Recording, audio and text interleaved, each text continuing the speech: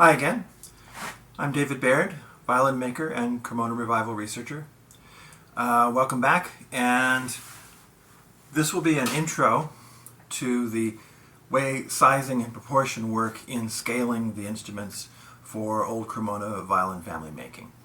We'll look at a few things. We'll look at the historical range of instrument sizes, and we'll talk about some of the trends and how these instrument sizes changed over the decades and centuries. And we'll also look at how the sizings were set in a combination of direct measurement in the old oncia system, going back to Rome, and proportions. The proportions in the oncia measurements interacted and they were used in combination.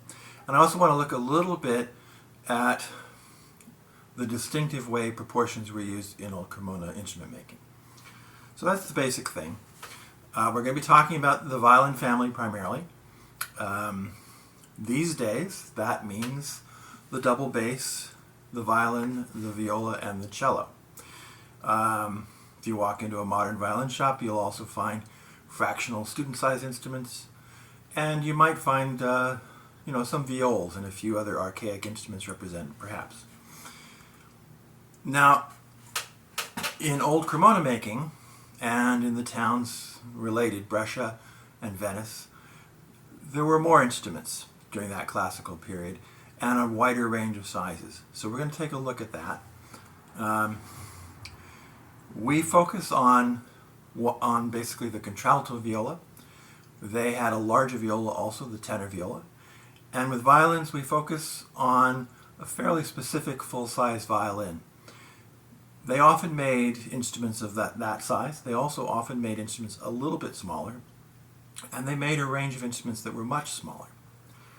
They also made some sort of special instruments like the dance masters. They made pochettes, which literally are instruments you could put in the dance master's pocket so you had it at the ready. And kits. We'll also look at the bassetto a little bit, the early bass. Now, why did they have such a wide range? Partly this is because the violin family emerged not in the middle of the Baroque and classical music that we're fairly familiar with, but more it emerged at the end of the Renaissance and heading into the transition toward Baroque in the Ars Nova. And in that earlier idiom, it was less about the harmonic weaving of a few voices in four-part harmony. It was more about either many different voices weaving together in a complex, not particularly harmonic texture, or many voices on a single line. And the sort of range of color was more significant than that harmonious, harmonic family that we represent now. So let's look at this classical family. This is something that ran for a very long period. If we look quite early, we'll see these small basses. They're made in the 16th century and even a little bit into the 17th century. We see some of the Amati family making these. This particular one is in the 15-16 oncia size range. It's much smaller even than a regular cello. Then we have double basses, which are much larger. They measure 20 and almost up to 30 oncia. And then we have cellos. Those range sort of below 19 to maybe 18 of the old oncia. And then we have the large tenors, which were as large as 12, with the regular violins that were a little less than 9 oncia, or 9, and we have very small violins that went all the way down to 6. Now, the first cellos were actually rather larger than we have now, and many of them actually been altered to make them shorter. But beginning with the Rogeri family, we start having shorter cellos made, and then this trend continues, and we have the full family of the classical making. So many trends changed this over time. Pretty much through the entire classical period, this range of instruments still persisted to some degree, but over time you had an emphasis on making smaller violas. So originally the contralto violas that are most like our modern violas were around 10 oncia or a little bit bigger. As time went on, they started making some smaller than that.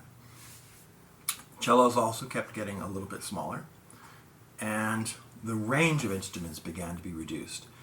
And the focus eventually was on the instruments we're more familiar with. By the 1800s, most of the instruments that didn't conform to our modern standards either were put aside and not used, or they were altered to become something more familiar. Beyond that, they changed the necks on most of these instruments. The old necks, all of them, are the way you can see here on the bottom instruments where it's been unchanged. The actual neck comes out a little straighter from the body than it is now, and the fingerboard has more of a wedge shape climbing up, and very significantly the fingerboard is both shorter and the whole neck arrangement is fatter. And neither of those things was conducive toward more advanced playing techniques and playing up higher in position. So as you see on the sonetto viola at the top of this screen, for almost all these instruments, their necks were physically cut out. The scrolls were cut away, and the old neck was cut out of the instrument, and a new piece of maple or neck wood was spliced onto the scroll and attached into the body of the instrument. With that sharper angle, a longer fingerboard was put in, and very significantly, the neck is thinner and facilitates reaching high positions better. Next, let's consider how the depth of the sides relate to the body length. This is by proportion, and it'll give us a chance to see one of these ranges of proportions that are so characteristic of Cremona methods, where a feature, like the depth of the sides compared to the length, has a range of options, and the choice has to do with the situation. It's in the case of the violins and the violas, this ratio is 1:9. So that's sort of the archetype for the violin family, a 1:9 ratio. But when we look at stouter instruments like the cellos and the double basses, that ratio won't do. It's too skinny. So how do they approach this? The range is varied by altering it by, quote, a part, variations by a part. So with the cellos, the characteristic ratio is 1:6. And that is 1/3 less than the violin viola 1:9 ratio. So it's been reduced by a third part. With basses, what we see is basically half. So 1:9 becomes 1:4.5, or if you like, 2:9, which works out the same. But again, it's that thing of variation by a part. So the archetypal violin ratio is 1:9, and you reduce that by half, and you get the bass ratio. Now, basses particularly are sort of not always consistent. When we look around at Venice and other areas outside of Cremona, or if we look at the bassettos, you'll see different choices. So like the bassetto that we looked at earlier has a 1:5 ratio, and I'm aware, for example, of a 1:4 ratio bass from the classical period. But basically, they followed this pattern. We can also look at the relationship of the width of the instruments to the length and try to understand what's going on there. To start, let's look at two very clear examples. This first is a tenor by Andrea Guarneri, made in 1664, and it is simply 12 oncia in body length from edge to edge, and its width is 7 oncia, edge to edge. So that's fairly straightforward. Now, at the other end of this spectrum, let's look at a small piccolo by the brothers Amati. This is from 1613. Here, the length of the instrument from outer edge to outer edge is 1/3 short of being 7 oncias. So it's 7 oncias reduced by 1/3 part, or 1/3 of an oncia. And for its width, it's 4 oncias reduced by 1/4 of an oncia. So it's 3 3/4 oncia. And again, those are fairly clear-cut measures. And we might think that that's the story. You set a length by oncia measure, and then you set a width by oncia measure. But in Cremona making, we're going to find that proportions really rule the day.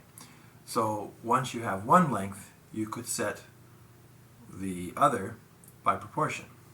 And we're going to consider that. But first, let's look at these old oncias a little bit. This is a page from a book published by Capra in 1717 in Cremona. Capra was actually the father of Stradivarius's first wife's first husband.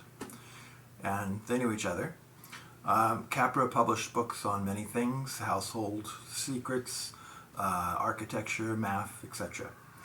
But in one of his books, he published this little illustration, and it shows several measures that are in use in the area, including it shows that largest one with the most divisions there, which I've circled in blue. That is 4 oncias printed to scale. Of course, on your screen it's going to be off scale.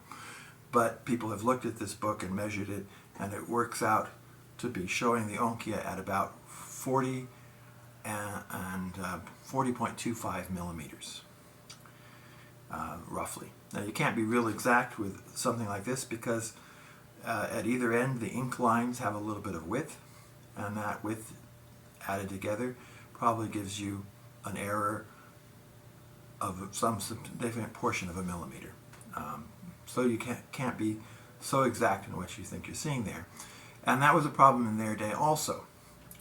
A book like this was a reference for the oncia, but so was a pedestal in the town square. There was actually a pedestal, a stone statue pedestal in the town square in Cremona that had 4 oncia carved into it as a reference. And you can imagine how accurate that would be to go to this stone thing and take an impression or a drawing and then have that be the basis for your measure. So that's something that's a big change when we think about old methods. They didn't have these standardized rulers that we have today. You can go to the hardware store and you get a millimeter ruler, and it should be pretty much the same as everybody else's millimeter ruler. But oncia rulers would have a little bit of variation, most likely. Not only that, this oncia system went back to Roman days, and we have quite a bit of documentation and hints here and there, and we know that the choice of the unit varied. It varied from town to town.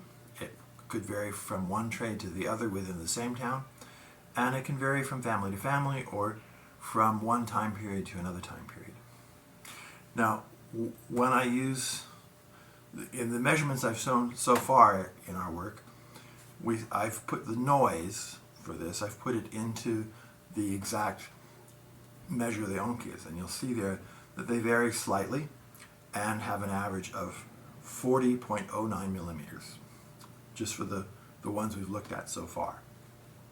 And if you look at a great many Cremona examples, you'll see down to about 39.7 millimeters per oncia and up to about 40.25 as sort of a top.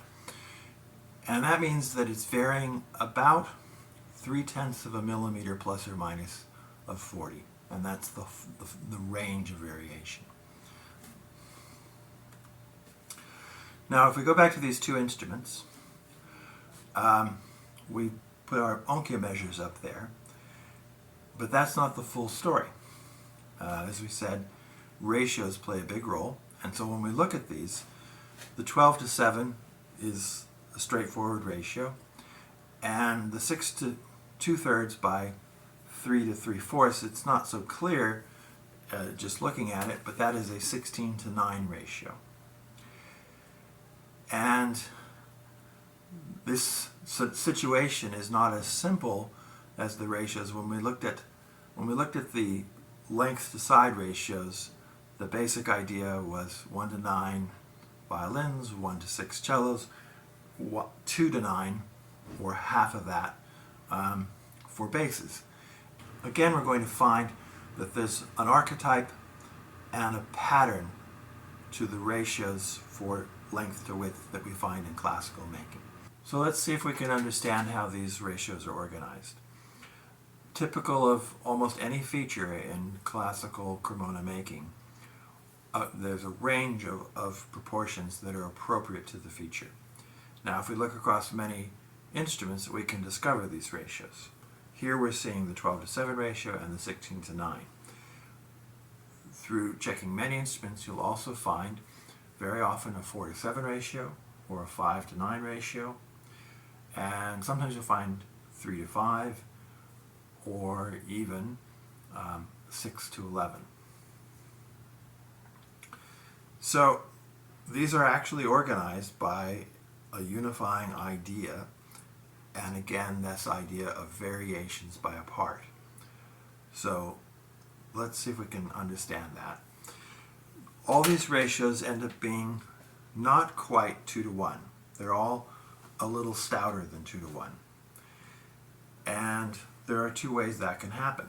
You can take 2 to 1 and you can make it stouter by making it shorter. So we take away a part, like we take away 1/4, or you can make it stouter by adding width and adding a part. So those are the two ways the ranges develop. If we look at this in numbers, if I start with a 2 to 1 ratio and I add a half, I get a 3 to 2 ratio. If I add a third, I get 5 to 3, a quarter gives 7 to 4, a fifth gives 9 to 5, and a sixth gives 11 to 6. If we add width, the 2 to 1 ratio, if we add a half, we get 4 to 3, which is actually never seen. We get 1/4 gives us 8 to 5. 1/6 gives us the 12 to 7 we saw on the tenor, and 1/8 gives us the 16 to 9 we saw.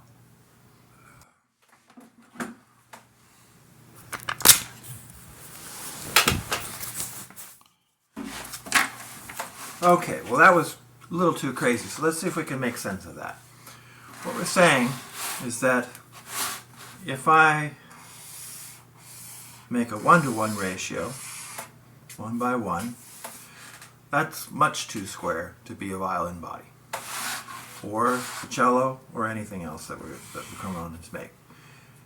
If I make something that adds another square, overall, that is now 2 by 1, 2 to 1. And that is now too long compared to the width to anything that they actually did.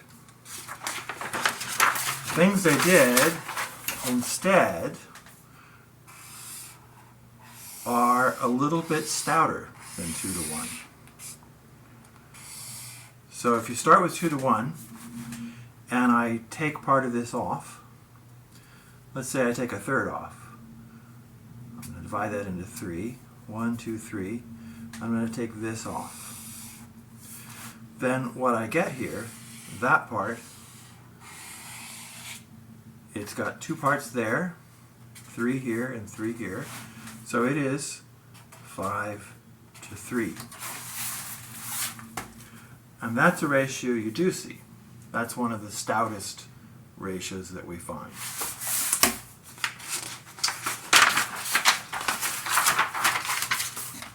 Similarly, if I start with the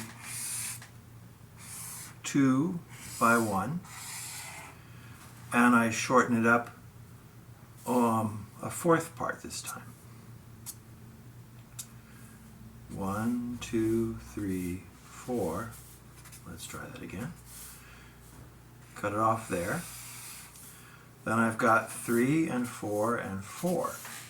So I've got 7 to 4. And that's a ratio we see a lot. That's one of the most frequently encountered violin body ratios. That one right there.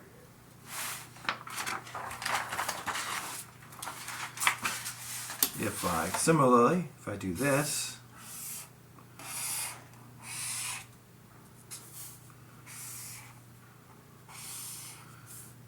and I divide into 5 parts, which I'm going to not do very well, but roughly, I would get 4 and 5 and 5, or 9 to 5. So all of these took a 2:1 ratio, which is too skinny, and they made it stouter by reducing the length by a part. In this case, a 1/5 part. So that's the main recipe. You take 2:1 and you make it stouter. I've shown you a couple examples where we made it stouter by reducing the length, but we can also make it stouter by adding width. So let's look at that. These ratios that we just looked at occur a lot in violins. The 3 to 5 occurs in stouter instruments. For whatever reason in the tradition, some of the smaller instruments and also some of the violas use this other recipe to get further ratios.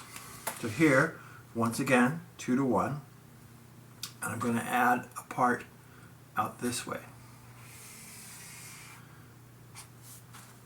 And I'm going to add, for this example, I'm going to say that that is a 6th part. 1, 2, 3, 4, 5, 6. I've added 1/6. Again, that makes the overall result stouter than 2:1. I have now 6 and 6, and I have here 6 and 1. So I end up here getting 12 to 7, which is the viola ratio we saw in Andre Guarneri's tenor. So hopefully that clarifies. All right, to wrap this up, let's look at some violins. This first here, this is Stradivarius's Soil, very famous violin, and a very clean example. We see a very popular choice here. The length is set at 8 3/4 oncia, and that's on the purfling inset. It's not on the outer edge this time, it's on the inset of the purfling. And the ratio here is 4 to 7, one of those ratios we saw just before. And 4 to 7 with the 8 3/4 gives a width then of exactly 5 oncia. These choices are a little bit redundant, right? We have a length is set, and then we have a ratio, and then we have an oncia measure. In this case, they all coordinate. They coordinated in the examples we've looked at so far, the tenor and the piccolo, and in this example. But in many cases, they don't really. What we see with the violin family making at Cremona is that there's generally a clear oncia choice in the length. And sometimes that coordinates with a clear oncia choice in the width also, but not always. What is always is some sort of ratio relationship. And that's what we're seeing here. Now, the similar print, we'll go into this in other videos and down the road, but when you go to set the width of the center bout and the width of the upper bout, very similar principles are at play. But the redundancy gets greater. So if we set the length first and then the width, we already have choices of whether we're setting that on the purfling inset or on the outside edge, and we have the choices of our ratio. But then when we go to set the upper bout, we could set that in relationship to the other things that are already established. We could either set it again in relationship to the body length, or we could set it in relationship to our now established width. And then when we go to the center bout, if we do that last, there now are even more options. We have these overlapping choices that end up being quite close together. What we see is that they pragmatically choose one to set the instrument, but they favor relationships that combine many desirable things. You're balancing things in making an instrument. But there are a number of competing ways to look at it. And in fact, with the upper and lower bout, you will sometimes find that the guiding choice is a direct measure that comes very close to the other ratios, but it's only a direct measure. That can be kind of a simplifying choice with these upper and middle bouts. All right, so those are the basic principles. Again, ad hoc, not dogmatic. Now, if we look at some more instruments, we can see some of the sizing choices. Here we have the long model Harrison. These three are again set on the purfling. This one is 1 point less than 9 oncia. I'm showing the soil again, and then Del Jesus Chrysler, where the measure is 8 2/3 oncia. But they also use smaller models.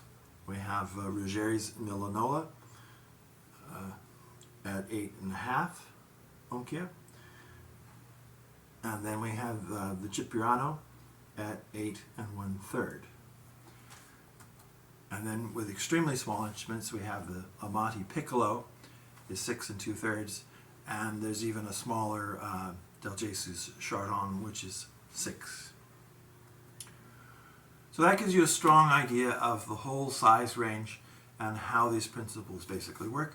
We'll visit these things in more detail as we go through the building of the violin and viola. But this is sort of an overview of the sizing scheme. Thank you for watching.